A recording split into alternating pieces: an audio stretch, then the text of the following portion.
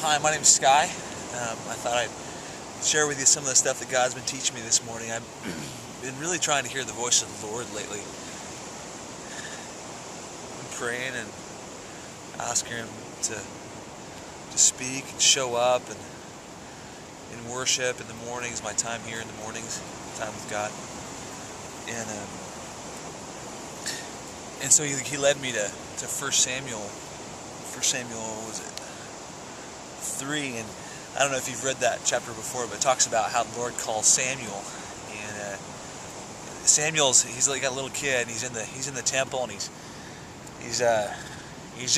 probably asleep, and God speaks to him. God says, Samuel, Samuel, and Samuel's like, what? And he goes to Eli, because he thinks Eli, the priest, is calling him. And Eli says, no. This happens a couple times, and then Eli says, well, why don't you say, speak, Lord, for your servant is listening, because Eli realized that it was God that was calling Samuel. And so finally that happens a third time, fourth time I think, and God says, Samuel, Samuel.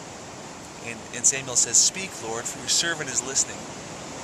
And when he said that, it made me think about the content of the words that Samuel gave to God. Speak, Lord, for your servant's listening.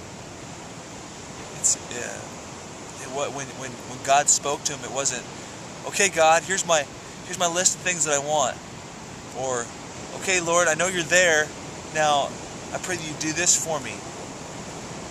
And it wasn't, okay, God, you're there, so I'm going to go do what you call me to do, like right now, because I want to go do something. No, it was, speak, God, I give you permission to say what you want to say. I give you permission to do what you want to do. Speak, Lord. In the word Lord, he says he's identifying God as the great, sovereign, providential, powerful Lord of his life, Savior of his life. Lord, for your servant. And when he says servant, he identifies himself as one who's there to serve God, who doesn't have his own agenda, who doesn't have something he wants to get out of God, but speak, Lord, for your servant is listening. And your servant is not talking. Your servant is not even necessarily praying, but Lord, your servant is listening. Your servant is listening. And it made me think about how I respond to God. Sometimes I think He's speaking in the mornings or at worship, or just the fact that I do want to hear Him and I'm listening for Him. Your servant is listening. What kind of heart does it take to listen to God? What kind of heart does it take to identify myself as a servant who really wants to hear the Lord's voice? And after that, God gives Samuel this amazing word about the future of what's going to happen to Eli and his sons. It's not necessarily a good thing. But the Lord does speak, and the Lord does reveal.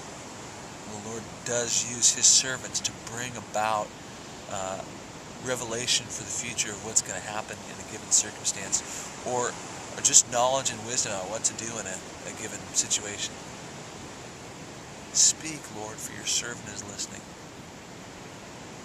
As I think about that, pray about that this morning, I pray that when God speaks, I'm able to say, your servant is listening. I'm listening, Lord. I'm listening, Lord. Reveal what you want.